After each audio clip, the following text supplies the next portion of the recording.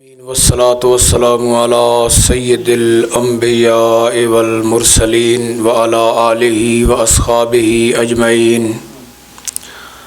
اما بعد فاعوذ باللہ من الشیطان الرجیم بسم اللہ الرحمن الرحیم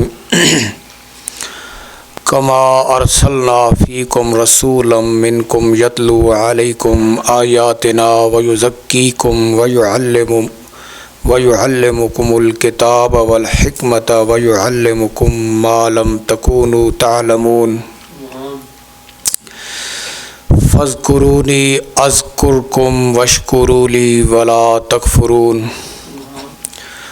يَا أَيُّهَا الَّذِينَ آمَنُوا اسْتَعِينُوا بِالصَّبْرِ وَالصَّلَاةِ إِنَّ اللَّهَ مَعَ الصَّابِرِينَ ولا تقولوا لمن يقتل في سبيل الله أموات بل أحياء ولكن لا تشعرون صدق الله مولانا العظيم وصدق رسوله النبي الكريم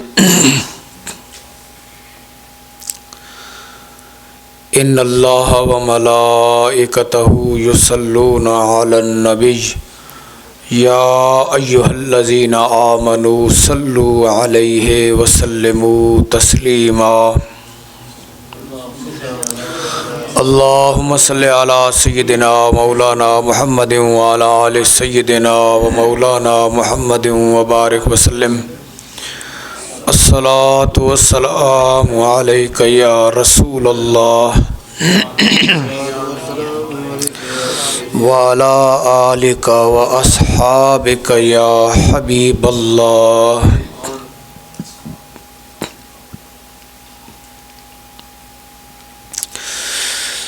هو الحبيب الذي ترجى شفاعته لكل هول من الأهوال مقتحم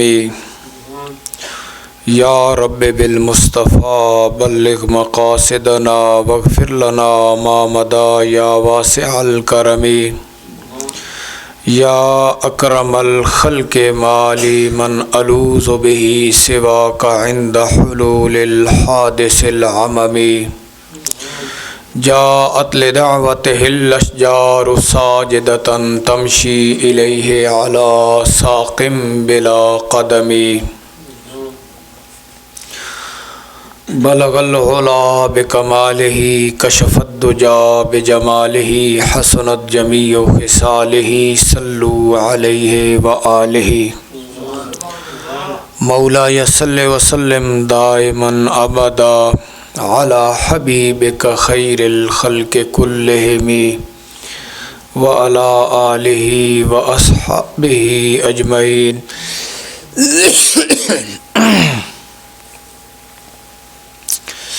معزز سامعین، مفہوم تلاوت کردہ آیتوں کا مفہوم سماعت فرمائیں۔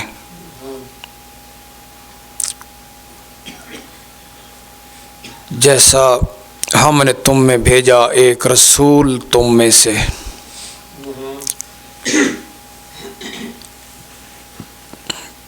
کہ وہ تم پر ہماری آیات کو تلاوت فرماتے ہیں اور تمہیں پاک کرتے ہیں اور تمہیں کتاب اور حکمت کی تعلیم دیتے ہیں اور تمہیں وہ تعلیم دیتے ہیں جو تم نہ جانتے تھے۔ تم میری یاد کرو، میں تمہارا چرچا کروں گا، اور میرا حق مانو، میری ناشکری نہ کرو۔ اے ایمان والو، مدد لو صبر سے اور نماز سے، بے شک کہ اللہ صبر کرنے والوں کے ساتھ ہے۔ اور نہ کہو انہیں جو اللہ کی راہ میں قتل کیے گئے مردہ، بلکہ وہ زندہ ہیں اور تم شعور نہیں رکھتے، تمہیں ان کی خبر نہیں۔ ان آیتوں کا یہ مفہوم ہے۔ اب تفسیر سے مزید اس کا مفہوم سماعت فرمائیں۔ اس سے پہلی آیتوں میں خالق کائنات جل شانہ نے ارشاد فرمایا وَلِأُتِمَّ نِعْمَتِي عَلَيْكُمْ وَلَعَلَّكُمْ تَهْتَدُونَ۔ یہ تحویل قبلہ کے مسائل تھے قبلہ شریف کہ اب خانہ کعبہ جو ہے بیت اللہ شریف یہ قبلہ ہے۔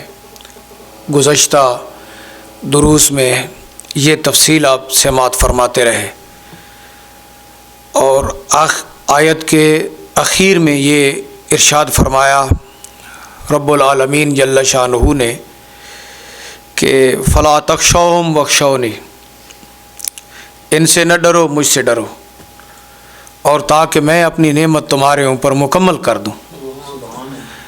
کما ارسلنا فیکم رسولا منکم، جیسا کہ ہم نے تمہارے درمیان تم میں سے ایک رسول کو بھیجا۔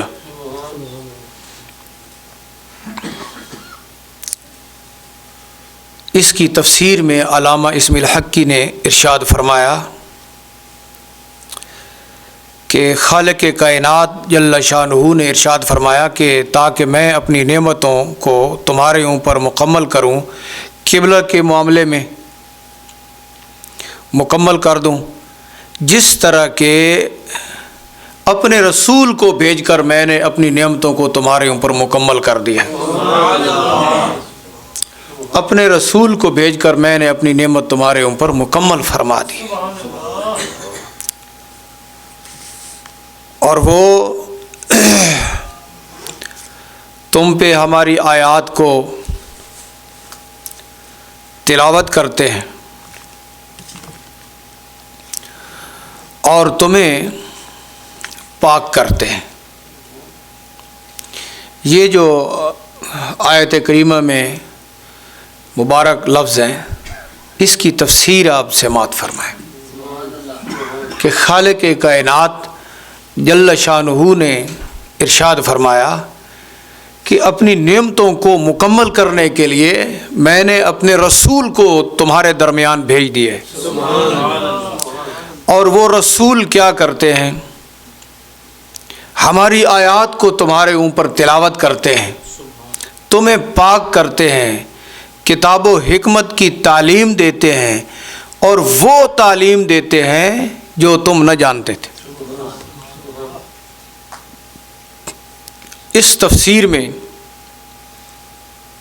ارشاد فرمایا وَيُزَكِّيكُمْ، پاک فرماتے ہیں اس کے تحت، یعنی کہ اللہ کے رسول صلی اللہ تعالی علیہ وسلم تمہیں ایسے عمل بتاتے ہیں کہ جو عمل تم کرو گے تو پاک ہو جاؤ گے۔ یہاں انہوں نے ارشاد فرمایا کہ یہ معنی نہیں ہے کہ تم نے کلمہ پڑھا اور نبی نے تمہیں پاک کر دیا،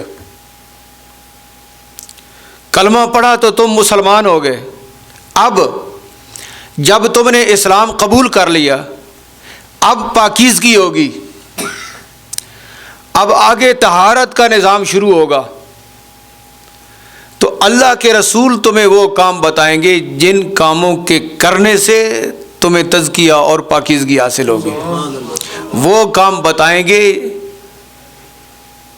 کہ یہ کام تم کرو، اور وہ بتائیں گے کہ یہ کام تم نہ کرو۔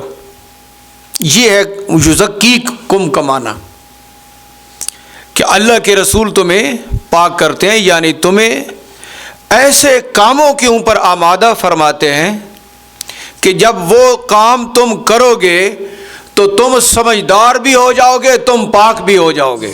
یہ لفظ ہے۔ اب جو مومن ہوتا ہے نا، یہ سمجھدار ہوتا ہے، کافر سمجھدار نہیں ہوتا، مومن سمجھدار ہوتا ہے۔ یہ سمجھدار بھی ہوتا ہے کیونکہ جو اللہ پاک جل شانہ کے معرفت کے حوالے سے منازل طے کر رہا ہے، جو اللہ پاک جل شانہ کی معرفت رکھتا ہے، وہ ذہین ہے اور سمجھدار ہے۔ اور پاک بھی مومن ہوگا، کافر کبھی پاک نہیں ہو سکتا، وہ جتنے مرضی انتظامات کر لے، وہ اپنے ملک کو صاف تو کر سکتا ہے، یاد رکھنا، پاک نہیں کر سکتا، پاک ہو نہیں سکتا۔ پاکیزگی اور شے، پاکیزگی اس کو حاصل نہیں ہو سکتی، پاکیزگی ایمان سے حاصل ہوتی ہے۔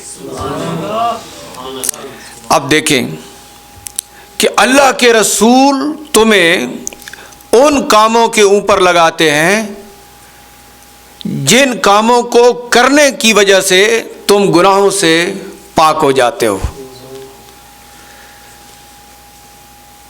اور اللہ پاک جل شانہ تمہیں صاف ستھرا پاکیزہ فرما دیتا ہے۔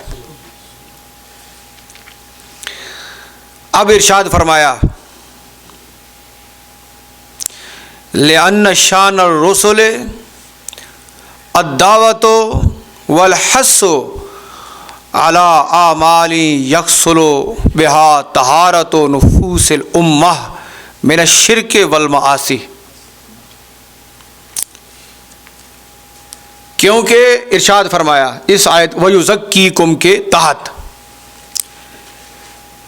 کہ رسولوں کی یہ شان ہے، رسولوں کی یہ شان ہے کہ وہ بلاتے ہیں، تمہیں آمادہ کرتے ہیں ایسے کاموں پر جو کام تم کرو گے تو تمہارا نفس پاک ہو جائے گا۔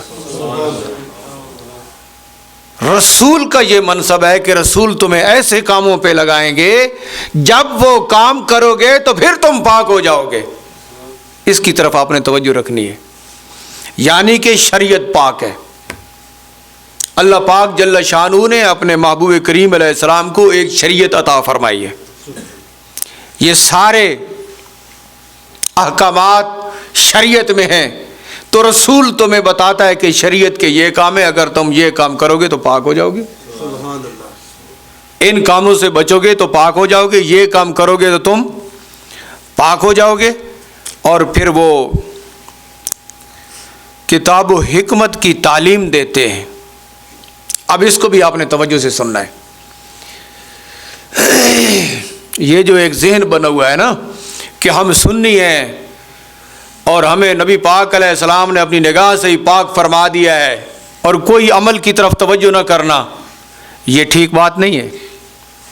جو مفسرین فرما رہے ہیں کہ رسول ضرور پاک کرتے ہیں، لیکن کس طرح کہ جو احکامات انہوں نے ارشاد فرمائے ہیں ان کے اوپر تم عمل کرو گے تو پھر رسول تمہیں پاک کر دیں گے ان کاموں کی وجہ سے۔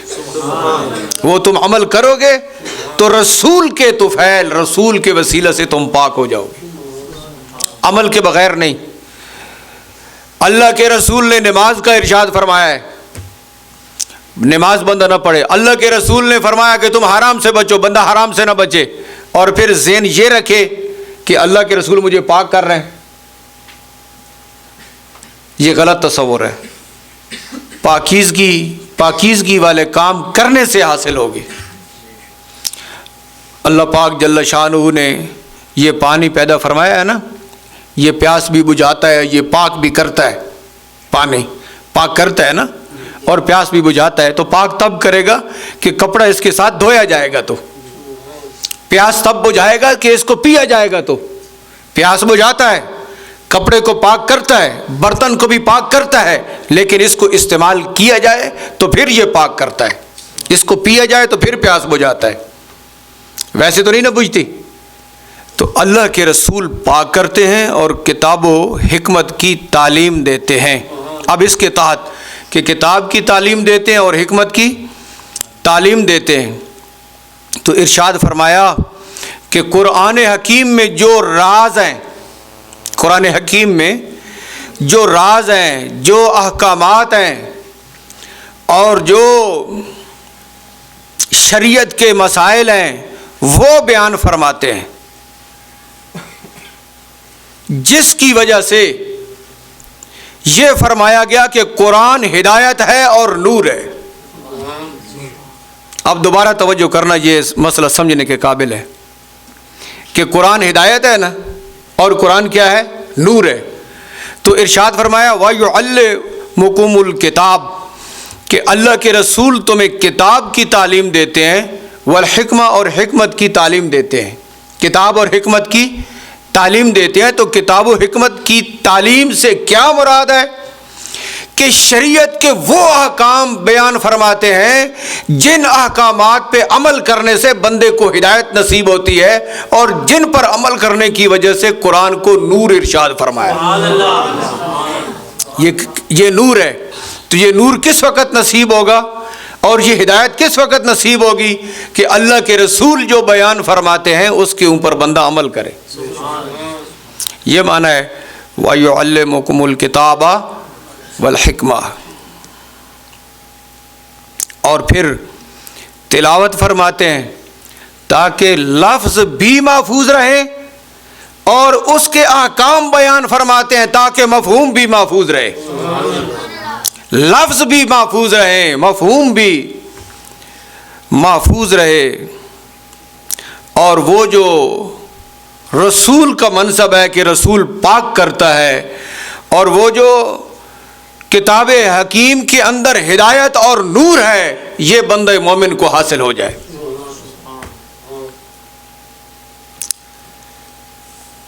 اور اس کے بعد ارشاد فرماتے ہیں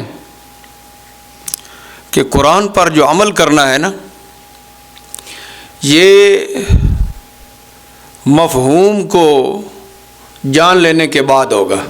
قرآن پر عمل کب ہوگا؟ کہ جب مفہوم بندے کو حاصل ہو جائے گا۔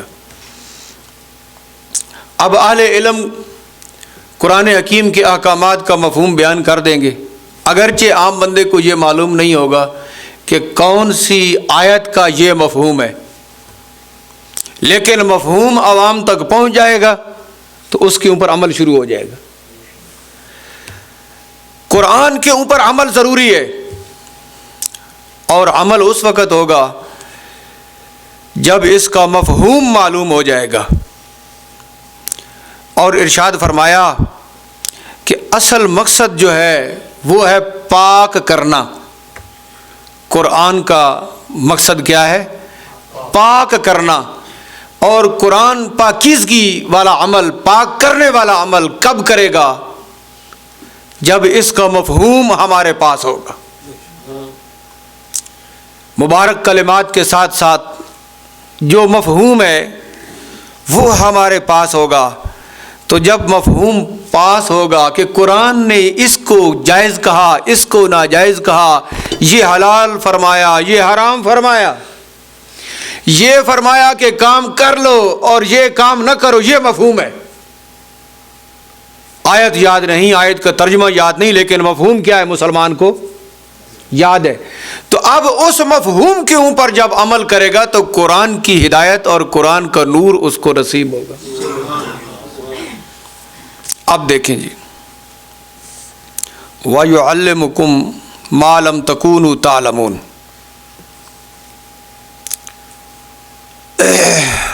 تعلیم ارشاد فرماتے ہیں جو تم نہ جانتے تھے۔ اس کا کیا معنی ہے؟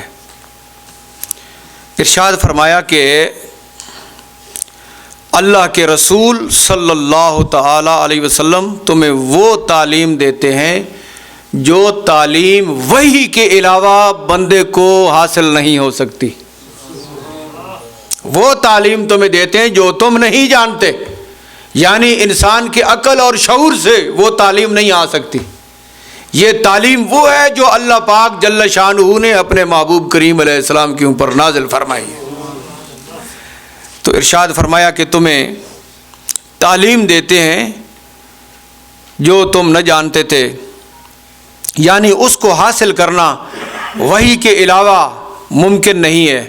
اور پھر ساری تفصیل اس کی ارشاد فرماتے ہیں تاکہ تمہیں معلوم ہو جائے کہ اللہ پاک جل شانہ تم سے کیا چاہتا ہے۔ تو یہاں اتنا معلوم ہو گیا کہ یہ جو تعلیم ہے یہ اللہ پاک جل شانہ نے نازل فرمائی ہے۔ اور اس مقام پر علامہ اسماعیل حقی نے ارشاد فرمایا کہ یہ وہ تعلیم ہے جو وحی کے علاوہ بندے کو معلوم نہیں ہو سکتی، کہ وہ اپنی کوشش کرے اور اس کو حاصل کرے، یہ نہیں ہو سکتا۔ تو یہ بات پکی معلوم ہو گئی کہ تعلیم وہی ہے جو خالق کائنات نے نازل فرمائی ہے، اس کے علاوہ جہان میں کوئی تعلیم نہیں ہے۔ کام ہو سکتے ہیں، مختلف قسم کے اور ہنر ہو سکتے ہیں، لیکن تعلیم فقط وہی ہے جو اللہ پاک نے نازل فرمائی ہے۔ اب جو بات اس تعلیم سے ٹکرائے گی وہ اسلام نہیں ہوگا، وہ کفر ہوگا۔ اس لیے مسلمان کے اوپر لازم ہے کہ وہ تعلیم حاصل کرے جو تعلیم اللہ پاک جل شانہ نے نازل فرمائی ہے اور جس کی تعلیم رسول دیتے ہیں۔ وَيُعَلِّمُكُمُ الْكِتَابَ وَالْحِكْمَةَ کہ وہ تمہیں کتاب اور حکمت کی تعلیم ارشاد فرماتے ہیں۔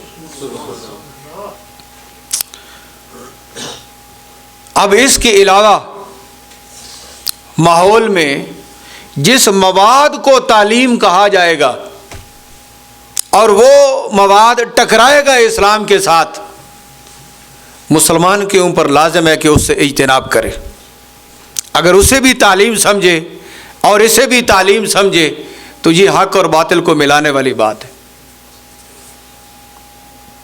یہ امتیاز امت مسلمہ کے لیے بہت زیادہ ضروری ہے کہ وہ یہ جانے کہ تعلیم ہے کیا۔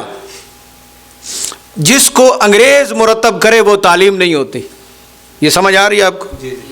جسے انگریز مرتب کرے وہ تعلیم نہیں ہوتی۔ تعلیم وہ ہے جو اللہ پاک نے نازل فرمائی ہے، اور علامہ اسم الحقی نے فرمایا اس کے تحت ما لم تکونوا تعلمون کہ یہ وحی کے بغیر آتی بھی نہیں، تعلیم وحی کے ساتھ آتی ہے، اللہ پاک نے اپنے رسول کے اوپر نازل فرمائی ہے۔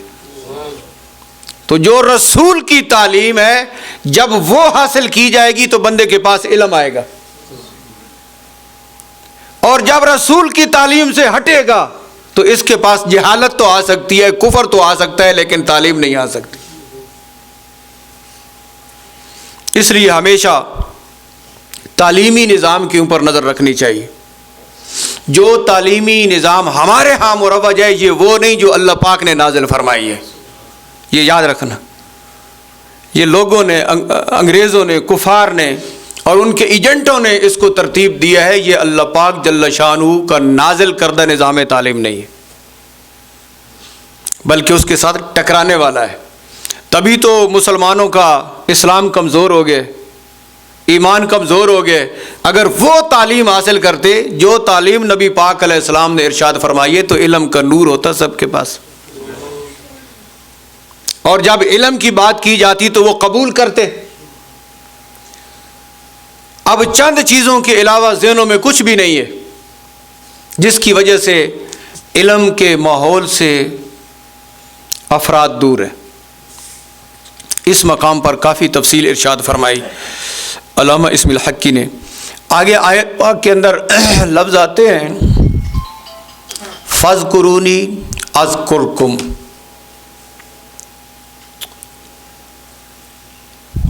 تم مجھے یاد کرو میں تمہیں یاد کروں گا، اللہ پاک فرماتے ہیں۔ حالانکہ آپ سمجھتے ہیں کہ اللہ پاک تو بھولنے سے پاک ہے، کہ ارشاد فرمایا کہ میں تمہیں یاد کروں گا، تو وہ تو بھولنے سے پاک ہے۔ یاد تو وہ کرتا ہے جو پہلے بھولا ہو، تو اللہ پاک تو بھولنے سے پاک ہے۔ تو یقینی طور پر یہاں اس کا معنی وہ نہیں ہے جو عام طور پر سمجھا جاتا ہے کہ اللہ پاک جل شانہ نے ارشاد فرمایا کہ تم مجھے یاد کرو، کہ بندہ تو بھول جاتا ہے نا، تو پھر رب کو یاد کرتا ہے۔ تو رب تعالی جل شانہ نے ارشاد فرمایا کہ میں تمہیں یاد کروں گا، تو اللہ کے یاد کرنے کا یہ مفہوم نہیں ہے۔ بندہ اللہ کو یاد کرے گا، اور اس کے یاد کرنے کا معنی یہ ہے کہ وہ اپنی نعمتوں کو اس کے اوپر نازل فرمائے گا۔ بندہ اللہ کو یاد کرے گا تو اللہ پاک اپنی رحمتیں اس کو عطا فرمائے گا، اپنی نعمتیں اس کو عطا فرمائے گا۔ تو یہ ارشاد فرمایا کہ تم مجھے یاد کرو۔ اس کے تحت مفسر نے رسول پاک صلی اللہ تعالی علیہ وسلم کا ایک ارشاد پاک لکھا ہے، من اطاع اللہ فقد ذکر اللہ، جس نے اللہ کی اطاعت کی اس نے اللہ کا ذکر کیا۔ بعض لوگ یہ سمجھتے ہیں کہ ذکر صرف یہ ہے کہ اللہ اللہ کرنا، یہ ذکر ہے۔ نہیں، جس نے رب تعالی جل شانہ کی اطاعت کی اس نے اللہ کا ذکر کیا ہے۔ آگے لفظ ہیں وَإِن قَلَّتْ صَلَاتُهُ وَصِيَامُهُ وَقِرَأَتُهُ الْقُرْآنَ، اگرچہ اس کی نمازیں، روزے اور قرآن پاک کی تلاوت تھوڑی ہو. یاد رکھنا تھوڑا ہونے سے مانا یہ نہیں ہے کہ وہ فرض چھوڑ دیتا ہو، فرائض میں کوتاہی کرتا ہو. فرائض کو تو مکمل پڑھتا ہے نا، لیکن اب یہ ہے کہ کچھ لوگ اور زیادہ نماز پھر نوافل وغیرہ میں مصروف رہتے ہیں، زیادہ نماز پڑھتے ہیں، اور کچھ لوگ جو ہے وہ فرائض کی ادائیگی کی، ظہر کی نماز پڑھی، عصر کی پڑھی، مغرب کی پڑھی، باقی جو ہے نوافل بھی تو ہے نا، عبادات کافی ہے. تو ارشاد فرمایا اگرچہ نمازیں تھوڑی ہوں، روزے بھی تھوڑے ہوں، تو تھوڑے ہونے کا مطلب یہی ہے کہ وہ آگے نوافل میں زیادہ نہیں جاتا، کیونکہ جو فرض کا تارک ہوتا ہے وہ تو گنہگار ہے، اس کی تعریف تو ہو نہیں سکتی. تو معنی یہی ہے. تو اگرچہ نمازیں تھوڑی ہوں، روزے تھوڑے ہوں اور قرات بھی تھوڑی ہو، تو آج توجہ رکھنا کہ جس نے رب تعالیٰ کی اطاعت کی اس نے اللہ کو یاد کیا. نماز بھی پڑھتا ہے لیکن اللہ کی اطاعت کا کیا معنی ہے؟ کہ وہ اپنے سارے معاملات اس طرح کرتا ہے جس طرح کہ اللہ پاک جل شانہ نے ارشاد فرمایا ہے. یہ رب کی اطاعت میں رہتا ہے، تو سارے کام وہ اللہ کی اطاعت میں کرتا ہے، اگرچہ بظاہر نمازیں تھوڑی ہوں لیکن اطاعت میں رہتا ہے. آپ دیکھ لیں تو ایک بندہ نمازیں زیادہ پڑھتا ہے لیکن اطاعت میں نہیں رہتا، وہ کیسے ہوگا؟ جھوٹ بولتا ہے، غیبت کرتا ہے، حسد کرتا ہے، فساد کرتا ہے، حرام خوری کرتا ہے، ناجائز کرتا ہے، نمازیں بھی زیادہ پڑھتا ہے اور نافرمانی بھی کرتا ہے، اطاعت بھی نہیں کرتا. تو یہ فرق سمجھے کہ جس نے اللہ کی اطاعت کی اس نے اللہ کو یاد کیا، اگرچہ نمازیں تھوڑی ہوں، روزے تھوڑے ہوں، قرآن کی تلاوت تھوڑی ہو. آگے ومن اصلّہ فقد نسی اللہ، جس نے اللہ پاک کی نافرمانی کی وہ اللہ کو بھولا ہوا ہے. وَإِن کثرت صلاتہ وقراءۃ القرآن، اگرچہ نمازیں زیادہ ہوں اور قرآن کی تلاوت بھی زیادہ ہو، تو نافرمانی کی رب تعالی جل شانہ کی، تو یہ اللہ کو بھولا ہوا ہے. اچھا یہ نماز پڑھ بھی رہا ہے اور اللہ کو بھولا ہوا ہے، یہ قرآن کی تلاوت کر رہا ہے اور اللہ کو بھولا ہوا ہے. تو جو ہم معاشرے میں کہتے ہیں کہ یار فلاں بندہ نماز ہی تو بڑا ہے لیکن یہ خرابیاں بھی بڑی کرتا ہے، تو وہ جو نمازی ہے نا یہ نافرمان نمازی ہے، اللہ پاک کا نافرمان ہے. تو جو نافرمان ہے یہ اللہ کو بھولا ہوا ہے اگرچہ نماز میں ہے. تو مسلمان کو ایسا ہونا چاہیے کہ وہ نافرمانی نہ کرے، اپنے سارے معاملات کو دین کے مطابق رکھے. اگر آپ توجہ کریں تو اس مقام پر یہ اصلاح ہو رہی ہے کہ بندہ مومن اپنے دین کو درست رکھے، سبحان اللہ، اپنے عقیدہ توحید کو درست رکھے، عقیدہ رسالت کو درست رکھے، اپنا عقیدہ درست رکھے. یہ مراد ہے اس کے اندر. تو گویا کہ جب عقیدہ درست ہے تو اس نے اللہ کو یاد رکھا ہوا ہے، نیت ٹھیک ہے، عقیدہ ٹھیک ہے، تو اس نے اللہ کو یاد رکھا ہوا ہے. تو جو نافرمانی کر رہا ہے وہ اللہ کو بھولا ہوا ہے اگرچہ نماز پڑھ رہا ہے. اب دیکھیں نماز بندہ پڑھتا ہے نا، ایک تھوڑا سا میں عملی تصویر آپ کو بتا دوں. نماز پڑھتا ہے اہدنا الصراط المستقیم، پروردگار عالم سیدھے راستے کے اوپر چلانا ہے جی. جب گھر جاتا ہے تو پھر الٹے پلٹے کام سارے شروع کر دیتا ہے. ادھر نماز میں یہ دعا کرتا رہا کہ یا اللہ سیدھے راستے پہ رکھ، اور دانستہ طور پہ الٹے کاموں پہ چلا گیا. نماز میں غیر المغضوب علیہم ولا الضالین پڑھتا ہے، یا اللہ یہود و نصارہ کے طریقے سے بچانا. جب گھر جاتا ہے تو پھر سارے یہود و نصارہ والے کام طریقے سارے شروع کر دیتے. تو یہ جو شخص ہے یہ اللہ تعالیٰ کی نافرمانی میں ہے، نمازی بھی ہے اور نافرمانی میں بھی ہے. توجہ رکھنا. تو آج کل جو اکثر نمازی ہے نا، نافرمان نمازی، اللہ کے نافرمان ہے اور نمازی بھی ہے. جو اقبال نے کہا کہ جو میں سر بسجدہ ہوا کبھی تو زمین سے آنے لگی صدا، تیرا دل تو ہے صنم آشنا، تجھے کیا ملے گا نماز میں؟ زمین نے کہا کہ مہربانی کر ایسے سجدے سے مجھے پاک رکھ۔ تیرے دل میں بت پھرتے ہیں اور اغیار کی محبت پھرتی ہے، اور پھر دعوے میں تو یہ ہے کہ میں نماز پڑھ رہا ہوں، سبحان ربی الاعلیٰ کہہ رہا ہوں۔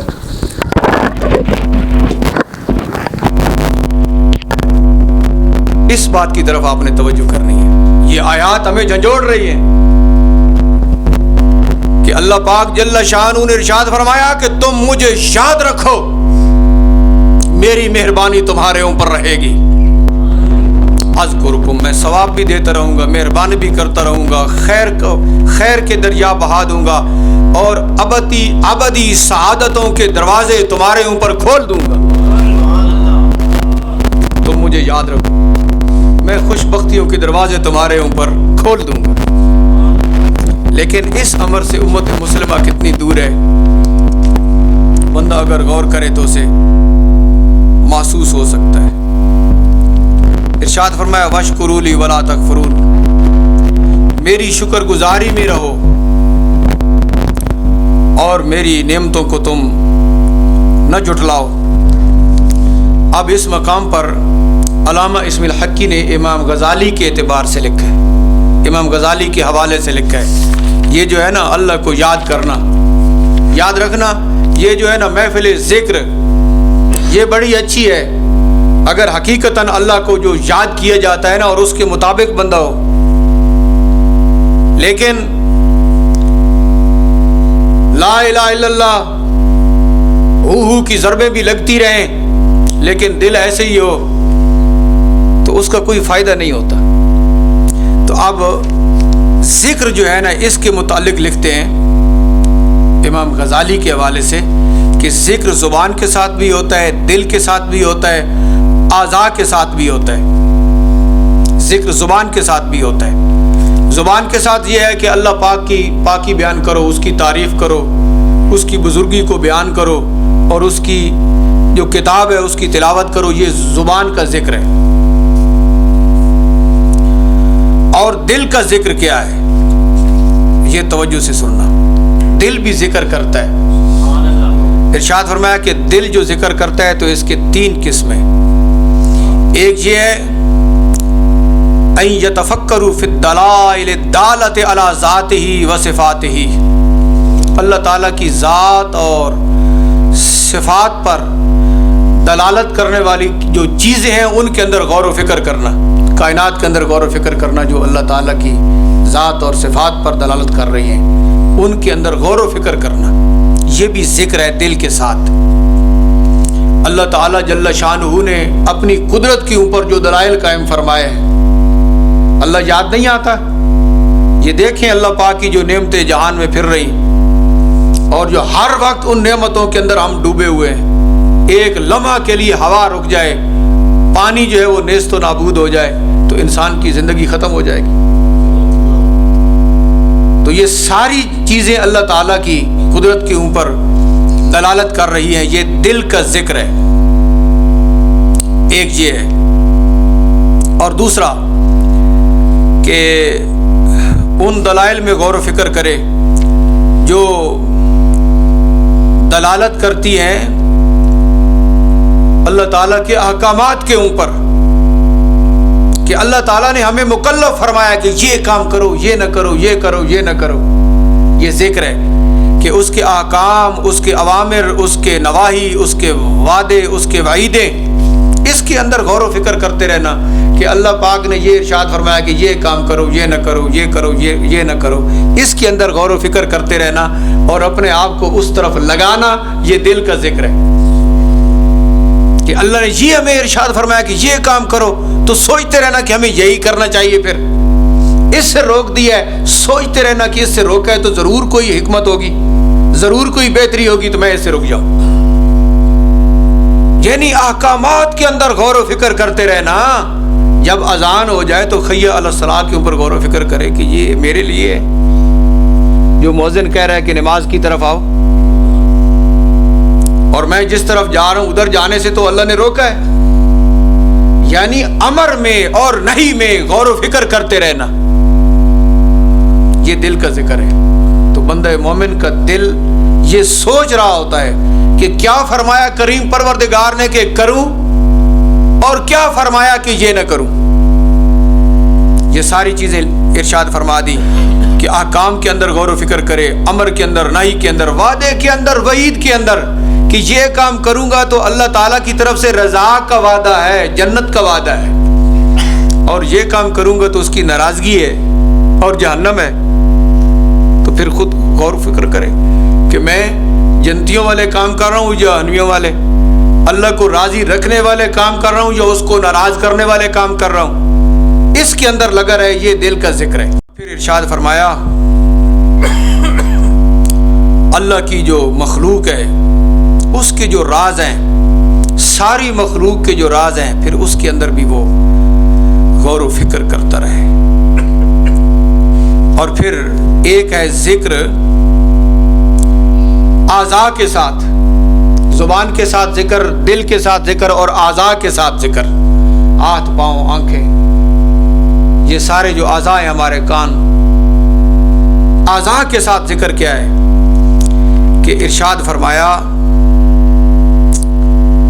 کہ اعضاء کے ساتھ ذکر یہ ہے کہ بندہ اپنے سارے اعضاء کو ان کاموں میں لگا دے جن کاموں کے کرنے کا حکم دیا گیا ہے۔ سارے اعضاء کو ان کاموں میں لگا دے جن کاموں کے کرنے کا حکم دیا گیا ہے، اور اپنے اعضاء کو سارے ان کاموں سے خالی رکھ لے جن سے روکا گیا ہے۔ یہ اعضاء کا ذکر ہے، زبان کا ذکر، دل کا ذکر اور ہمارے اعضاء کا ذکر۔ اب میں تفصیل نہیں کرتا، آپ خود آپ غور و فکر کریں کہ جو ہمارا ماحول بنا ہوا ہے اس میں کیا صورتحال ہے۔ یہ جو اعضاء کا ذکر ہے یہ ہو سکتا ہے، دل کا ہو سکتا ہے، زبان کا ہو سکتا ہے، یا زبان اور زبان سے کر بھی لیا تو دل کے ذکر کہاں رہے ہیں اس جہان میں۔ اور اگر کوئی سمجھے کہ چلو میں دل میں اللہ کو یاد رکھتا ہوں، تو جو اعضاء کا ذکر ہے کہ اعضاء کو ان کاموں میں لگا دینا جن کاموں کا حکم دیا گیا ہے، اور اعضاء کو ان کاموں سے روک لینا جن سے روک دیا گیا ہے۔ تو یہاں تو سارے اعضاء ہی غلطیوں کے اندر ملوث ہیں، قدم اٹھ کر کہاں جا رہے ہیں۔ اب میں اجمال رکھوں گا، تفصیل نہیں کرتا۔ قدم اٹھ کر جہاں جا رہے ہیں وہاں شریعت کے معاملات کا لحاظ ہے، جہاں جا کر بیٹھنا ہے اور جس ماحول کو دیکھنا ہے وہاں آنکھیں اس کام میں لگ سکتی ہیں۔ اللہ پاک جل شانہ نے جن میں لگنے کا حکم ارشاد فرمایا ہے کہ اعضاء ان کاموں میں رہیں جن کے کرنے کا ارشاد فرمایا، اور ان سے رک جائیں جن سے روکنے کا ارشاد فرمایا۔ تو جب ماحول ہی ایسا ترتیب دیا جائے جو سارا اس کے برعکس ہو، تو مجھے کوئی بتائے کہ اس کے اوپر کیسے عمل ہو سکتا ہے۔ تو یہاں تو سارا ماحول ہی ترتیب اس طرح دیا گیا ہے کہ اعضاء اس سے بچتے ہوئے نظر نہیں آتے، اعضاء اس میں ملوث نظر آتے ہیں۔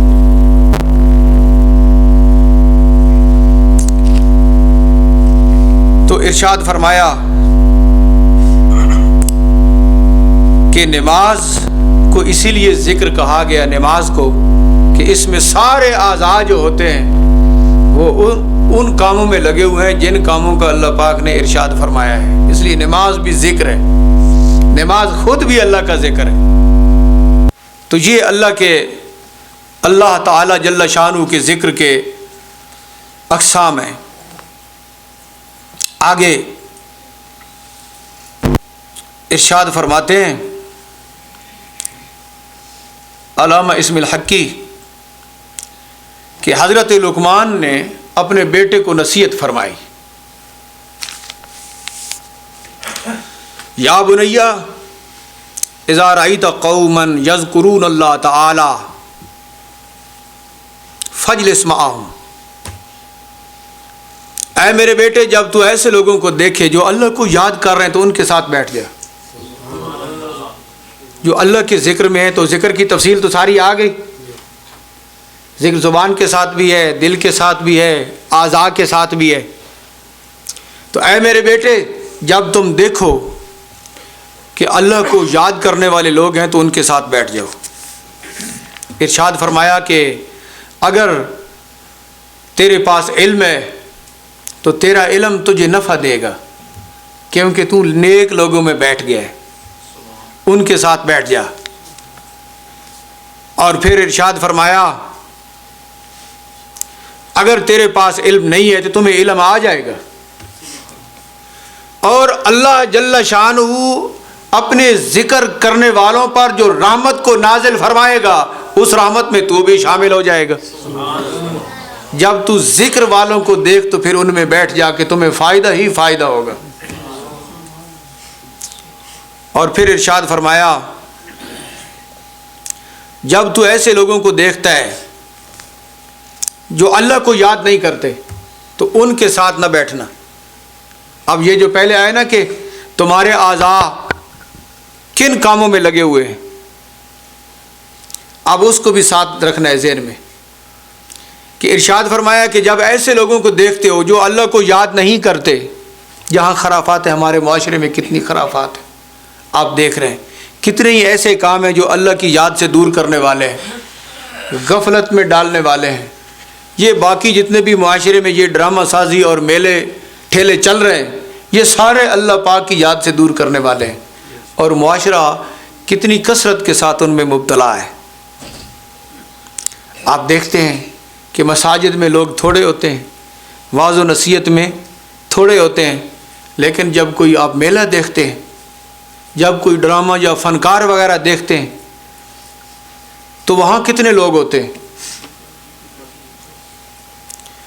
تو ارشاد فرمایا آپ یہ دیکھیں کہ اللہ پاک جل شانہ نے ہمارے لیے جو شریعت پاک کو نازل فرمایا ہے اس میں یہ ہے کہ جب ایسے لوگوں کو دیکھو جو اللہ کے ذکر سے دور ہیں تو وہاں نہ جانا۔ کیوں کہ اگر تمہارے پاس علم ہے بھی صحیح نا تو اب علم تمہیں نفع تو نہیں دے گا، تم عالم ہو تو علم تمہیں نفع نہیں دے گا، کیونکہ ایسوں میں چلے گئے ہو جو اللہ سے دور ہیں، جو اللہ کے ذکر سے غافل ہیں، تو علم تمہیں نفع نہیں دے گا۔ اور اگر تمہارے پاس علم نہیں ہے، جہل ہے، تو پھر جہالت اور زیادہ ہو جائے گی ان کے پاس جانے سے۔ اور اگر اللہ تعالیٰ جل شانہ نے اپنی ناراضگی ان کے اوپر ڈالی تو وہ تمہارے اوپر بھی آ جائے گی۔ جب بروں میں جاؤ گے تو اللہ پاک کے غضب کے اترنے کا خطرہ ہے، لہذا نیک لوگوں کو تلاش کر کے ان کے ہم نشیں ہو جاؤ، اور جب برے لوگ نظر آئیں تو ان سے بچ جاؤ، وہاں نہ جاؤ۔ یہ تقاضا کس کا ہے؟ دین کا۔ یہ کلمے کا تقاضا ہے جو پیچھے آپ نے پڑھا نا کہ جب بندہ اللہ تعالیٰ کی اطاعت میں ہوتا ہے، اگرچہ اس کی نمازیں تھوڑی ہوں تو پھر بھی وہ مقبول ہے، اور جب نافرمانی میں ہوتا ہے اگرچہ نمازیں زیادہ ہوں پھر بھی مردود ہے۔ تو اس طرح بندہ مومن جو ہے نا وہ یہ دیکھتا ہے اپنے ایمان کے تقاضے کے حوالے سے کہ مجھے یہاں رکنا چاہیے یا نہیں رکنا چاہیے، اس شخص کا ہم نشیں ہونا چاہیے یا نہیں ہونا چاہیے۔ تو غفلت والے معاملات سے بندے مومن کو بچنا چاہیے۔ جہاں نافرمانیاں ہو رہی ہیں، اللہ پاک جل شانہ کی شریعت کے ساتھ جو ہے وہ ایک مذاق کیا جا رہا ہے، تو بندے مومن کو وہاں سے بچنا چاہیے، دور ہونا چاہیے، ورنہ جو اس کے پاس ہے وہ سارا ختم ہو جائے گا۔ اب ارشاد فرمایا یا ایھا الذین آمنوا استعینوا بالصبر والصلاۃ، ایمان والو صبر اور نماز سے مدد لے لو۔ روایت درج فرمائی علامہ اسم الحقی رحمہ اللہ نے کہ نبی پاک علیہ الصلوۃ والسلام کو جب کوئی معاملہ پیش آتا تھا تو نماز کی طرف جلدی فرماتے تھے۔ جب بھی کوئی معاملہ پیش آئے تو نماز پڑھتے تھے۔ تو بندہ نماز پڑھے، نفل پڑھے، صلاۃ و حاجت پڑھے تو اس کی حاجت پوری ہو جائے گی۔ تو نبی پاک علیہ الصلوۃ والسلام نماز کی طرف جلدی فرماتے تھے۔ یہاں پر ایک خوبصورت بات ارشاد فرمائی، اور علامہ اسم الحقی نے اس کو بہت زیادہ ذکر فرمایا ہے کہ ان التخلیۃ قبل التحلیہ، مختلف انداز میں اس عبارت کو ذکر فرمایا کہ یہاں پہلے صبر کا ذکر ہے اور پھر نماز کا. صبر میں بہت سی چیزوں کو چھوڑنا ہوتا ہے، رکنا ہوتا ہے. صبر میں خواہشات ہوتی ہیں نا، ان سے بھی رکنا ہوتا ہے، صبر کرنا ہوتا ہے. اور بہت سارے معاملات کو ترک کرنا ہوتا ہے. صبر میں غلط معاملات کو کیا کرنا ہوتا ہے؟ ترک کرنا ہوتا ہے، چھوڑنا ہوتا ہے. تو یہاں صبر کو پہلے ذکر فرمایا اور نماز کو بعد میں. تو علامہ اسماعیل حقی فرماتے ہیں کہ جو تخلیہ ہوتا ہے نا، خرابیوں سے الگ ہو جانا، یہ پہلے ہوتا ہے اور نیکی والے کام بعد میں ہوتے ہیں. تو نماز کی طرف تب آؤ گے جب اندر جتنی بھی وہ غلاظتیں خباثتیں ہیں ان کو باہر نکالو گے اور نفس کو اس کے اوپر تم لگاؤ گے اور اس کو صبر سکھاؤ گے کہ یہ غلطی ہیں، ان کو چھوڑنا ہے. تو جب ان کو باہر نکالو گے تو پھر نماز کی طرف آؤ گے تو وہ نماز تمہارے لیے صحیح ہوگی. یہاں پر ارشاد فرمایا کہ جو صبر کرنے والے ہیں نا، کیونکہ ان اللہ مع الصابرین، اللہ تعالیٰ صابرین کے ساتھ ہے. اب صبر کرنے والوں کا مقام ذکر فرمایا. یہ بڑا اہم عنوان ہے. بندہ مومن کو ہمیشہ صبر میں رہنا چاہیے، یاد رکھنا. کیونکہ یہ جو دنیا ہے نا، یہ دنیا اپنی طرف کھینچتی ہے. تو بندے کو حق کے اوپر ڈٹ کر صبر کرنا چاہیے. پھر اگر مشکلات کا سامنا ہوتا ہے تو پھر بھی صبر کرنا چاہیے. لامالا جو بندہ مومن ہوگا وہ ایمان کے مطابق جب چلے گا تو اس کو مشکلات تو آئیں گی، مشکلات پیش اس کو آئیں گی، بہت زیادہ مشکلات پیش آئیں گی. تو اس میں پھر اس نے صبر کرنا ہے. یہ نہیں کہ مشکل پیش آئی ہے تو اس کے قدم لڑکھڑا جائیں. حق پر قائم رہے بندہ مومن، اس کا حق پہ قائم رہنا ضروری ہے. تو اب ارشاد فرمایا کہ جو صبر کرنے والے ہیں نا، یہ اللہ کے ذکر سے غافل نہیں ہوتے. جبکہ یہ صبر کے اوپر قائم ہے تو یہ اللہ کے ذکر کے ساتھ ہے. صابرین یہ اللہ کا ذکر کرنے والے ہیں. تو ارشاد فرمایا کہ جو صبر کرنے والے ہیں یہ ذکر سے غافل نہیں ہوتے. لیکن جو دوسرے لوگ ہیں یہ اللہ کے ذکر سے بہت دور ہوتے ہیں. اور جو اللہ کے ذکر سے دور ہوتے ہیں، جن دلوں میں اللہ کا ذکر نہیں ہوتا، وہ دل دنیا کے غموں سے بھرے ہوئے ہوتے ہیں، اگرچہ دنیا مکمل ان کے پاس موجود ہو. اب یہ ارشاد فرمایا کہ جس دل میں اللہ کا ذکر ہے وہ دل تو آباد ہے اللہ کے ذکر سے. اور جو صبر کرنے والا ہے اس کے دل میں اللہ کا ذکر موجود ہے. اور جو اس کے برعکس ہے اس کا دل دنیا کے غموں سے بھرا ہوا ہے. فرمایا اگرچہ دنیا ڈھیروں اس کے پاس موجود ہو پھر بھی دنیا کا غم اس کو لگا ہوگا. تو صابرین کو اللہ تعالیٰ اونچا مقام عطا فرماتا ہے. جو قائم ہوتے ہیں، حق کے اوپر ڈٹے ہوئے ہوتے ہیں. اب ان کے پاس دنیا کا مال و متاع تھوڑا بھی ہو تو اس کے اوپر صبر کرتے ہیں، قناعت کرتے ہیں. بندہ مومن کا وصف ہے کہ وہ قانع ہوتا ہے، قناعت کرتا ہے، لالچ نہیں رکھتا، قناعت کرتا ہے اور اسی پہ وہ صبر کرتا ہے. تو اس لیے ارشاد فرمایا کہ ایمان والو تم صبر سے مدد لو اور نماز سے مدد لو. جب کوئی مشکل پیش آ جائے تو صبر کرو اور جب کوئی مشکل پیش آ جائے تو نماز کی طرف رخ کرو. اللہ پاک جل شانہ تمہاری مشکلات کو دور فرمائے گا. اور یہاں ارشاد فرمایا صبر کے متعلق حدیث شریف درج فرمائی، الصبر من الایمان بمنزلۃ الراس من الجسد، کہ ایمان میں صبر کا جو مقام ہے نا، ایمان میں صبر کا مقام اس طرح جس طرح کہ پورے وجود میں سر کا مقام ہے. یعنی صبر کا اتنا بڑا مقام ہے. ایمان میں صبر کا مقام اتنا بلند ہے جتنا پورے وجود میں سر کا مقام ہے. تو بندہ معلوم یہ ہو کہ بندہ مومن کے لیے صبر بڑا ضروری ہے. جب صبر کرے گا تو اللہ پاک جل شانہ پھر اس کے دل میں وہ نور ڈالے گا. اور پھر ارشاد فرمایا الصبر خیر کلہ، صبر جو ہے یہ مکمل طور پر خیر ہی خیر ہے. مکمل خیر اگر کوئی بندہ دیکھنا چاہتا ہے تو وہ صبر ہے. اب اس مقام پر صبر کا فائدہ ذکر فرماتے ہیں ارشاد فرمایا کہ جس نے اپنے آپ کو صبر سے مزین کر لیا، عبادات اس کے لیے آسان ہو جاتی ہے، برائیوں سے بچنا اس کے لیے آسان ہو جاتا ہے۔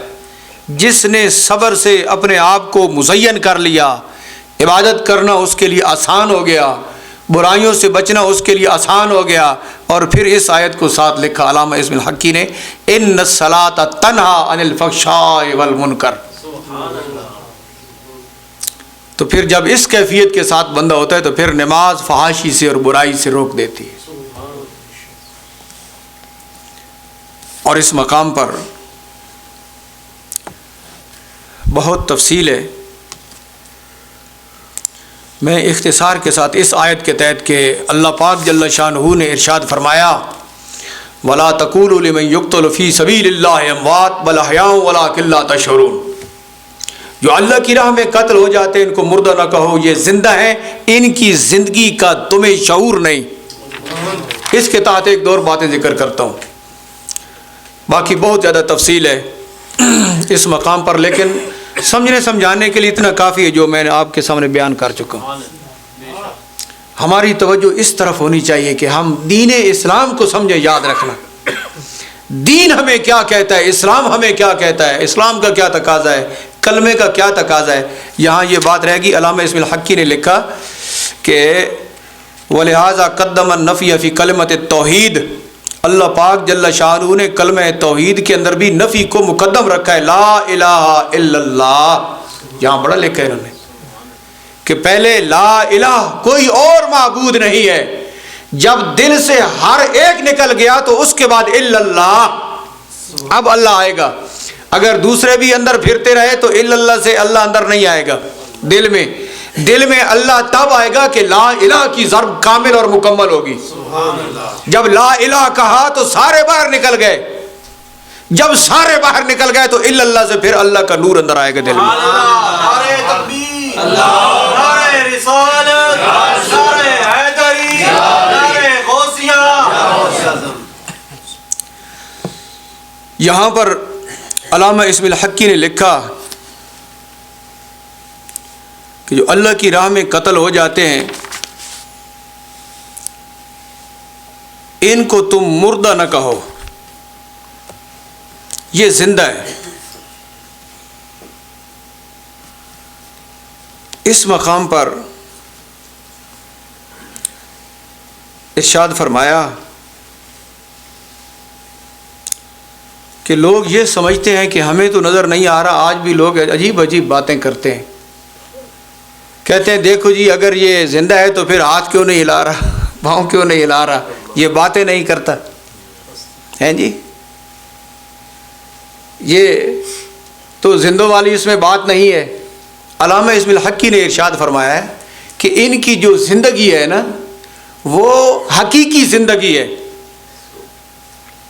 اور اللہ پاک نے فرمایا کہ یہ زندہ ہیں، ان کی زندگی تمہیں محسوس نہیں ہوتی، تو پھر اعتراض بھی ایسے ہی کرتے ہیں کہ اگر زندہ ہوتا تو ہاتھ ہلا رہا ہوتا، بول رہا ہوتا، تو ایسا تو نہیں کر رہا۔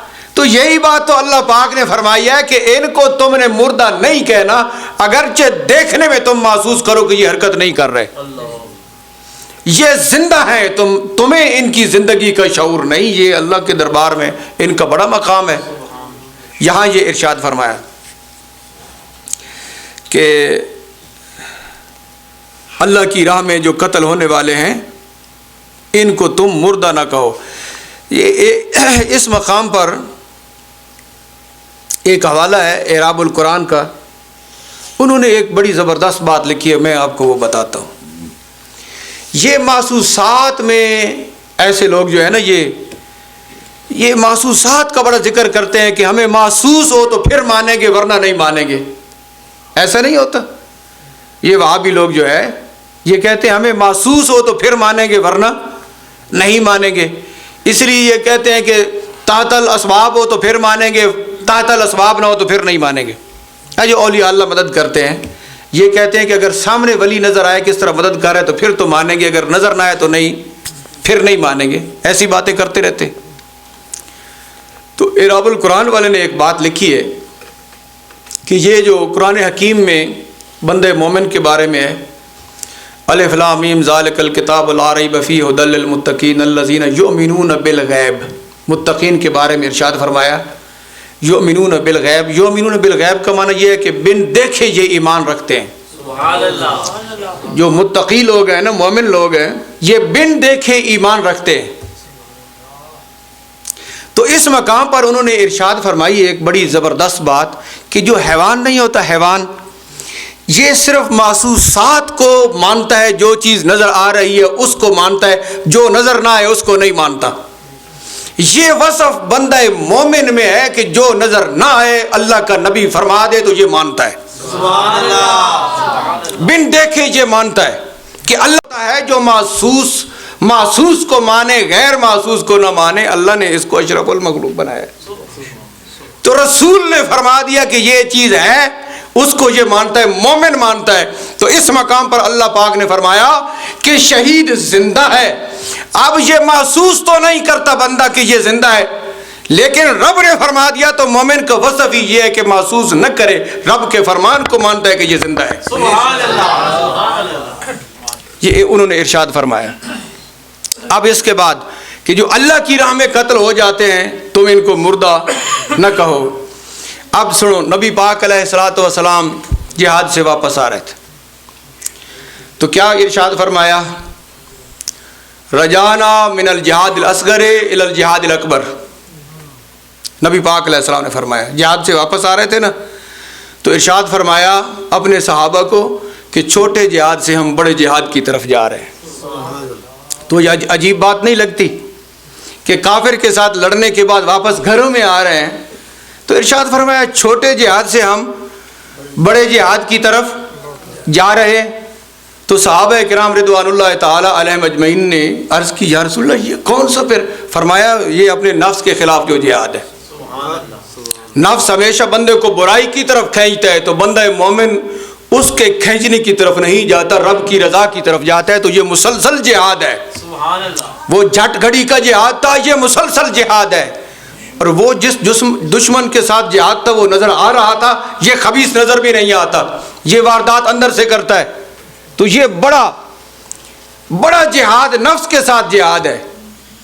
اب سننا یہ بات کہ جو اللہ کی راہ میں قتل ہو جائیں ان کو تم مردہ نہ کہو۔ علامہ اسماعیل حقی فرماتے ہیں اب اولیاء اللہ کے بارے میں کہ جنہوں نے ساری زندگی نفس کے خلاف جہاد کیا ہے، سبحان اللہ۔ دنیا کی ہر قسم کی مشکلات کو برداشت کیا، لیکن رب تعالیٰ جل شانہ کی رضا کے خلاف کوئی قدم نہیں اٹھایا اولیاء کاملین نے۔ تو ان کے متعلق ارشاد فرمایا کہ یہ جو جہاد اکبر والے ہیں نا وہ جہاد اصغر والے تھے کہ جن کو مردہ نہ کہو۔ فرمایا یہ جو جہاد اکبر والے ہیں نا، جو اللہ کی ذات میں فنا ہو چکے ہیں، ان کو بھی تم مردہ نہ کہو، اگرچہ تم اپنے محسوسات میں ان کو زندہ نہیں پاتے۔ سبحان اللہ۔ لوگ کہتے ہیں یہ ہمیں نظر تو نہیں آ رہا ہے، زندہ ہے تو کہاں ہے؟ تو مومن ہوتا ہی وہ ہے کہ اس کو نظر نہ آئے، رب فرمایا ہے تو وہ مان جاتا ہے۔ سبحان اللہ۔ تو فرمایا وہ جہاد اصغر والے زندہ ہیں تو یہ جہاد اکبر والے بھی زندہ ہی ہیں۔ سبحان اللہ۔ یہاں ان کے متعلق ارشاد فرمایا کہ اللہ پاک جل شانہ، بہت مبارک لفظ ہے، میں آپ کے سامنے وہ پڑھتا ہوں۔ سبحان اللہ۔ فَإِنَّهُمْ أَحْيَاءٌ بِشُهُودِ مُوجِدِهِمْ۔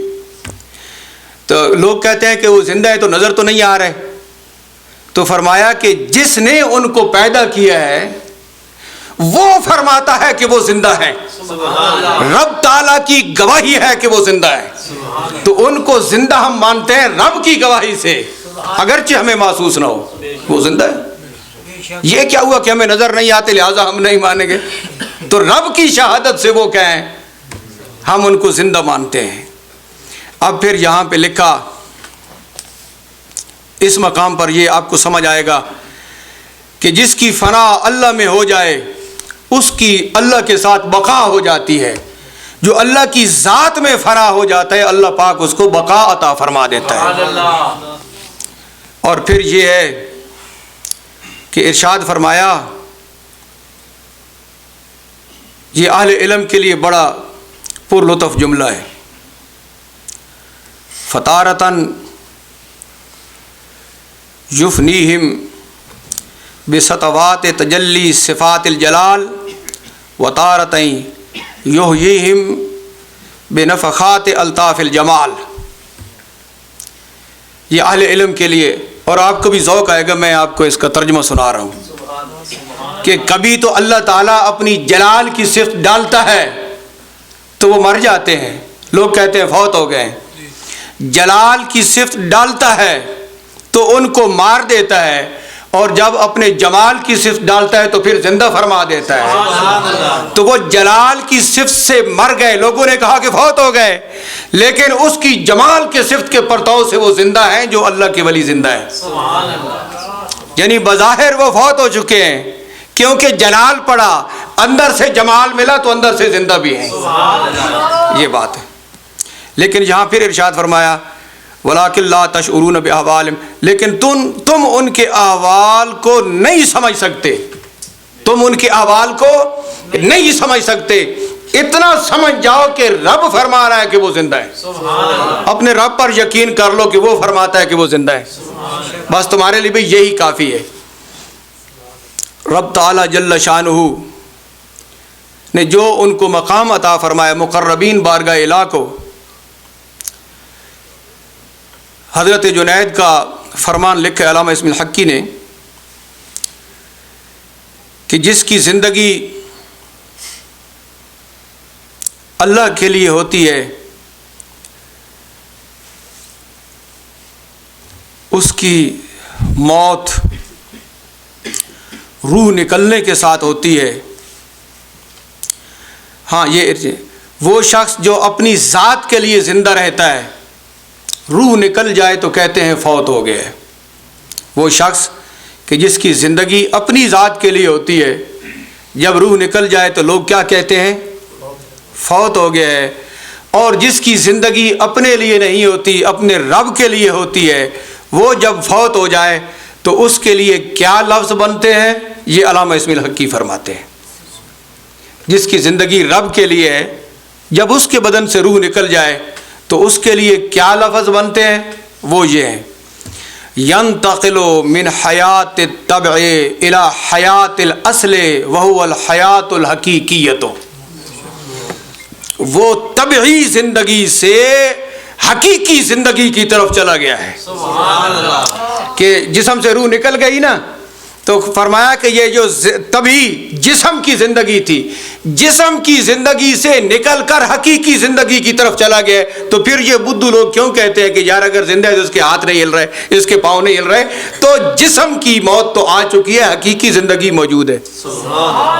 تو رب تعالی جل شانہ ہمیں دین اسلام کے حقائق سمجھنے کی توفیق نصیب فرمائے، کلمہ حق کے اوپر استقامت نصیب فرمائے، ہمارے سارے معاملات دین اسلام کے مطابق ہوں، اور ہمیشہ ہماری توجہ اور ہماری ساری کوشش اس بات کی طرف ہونی چاہیے کہ ہمیں ہمارا دین اسلام ہمیں سمجھ آ جائے.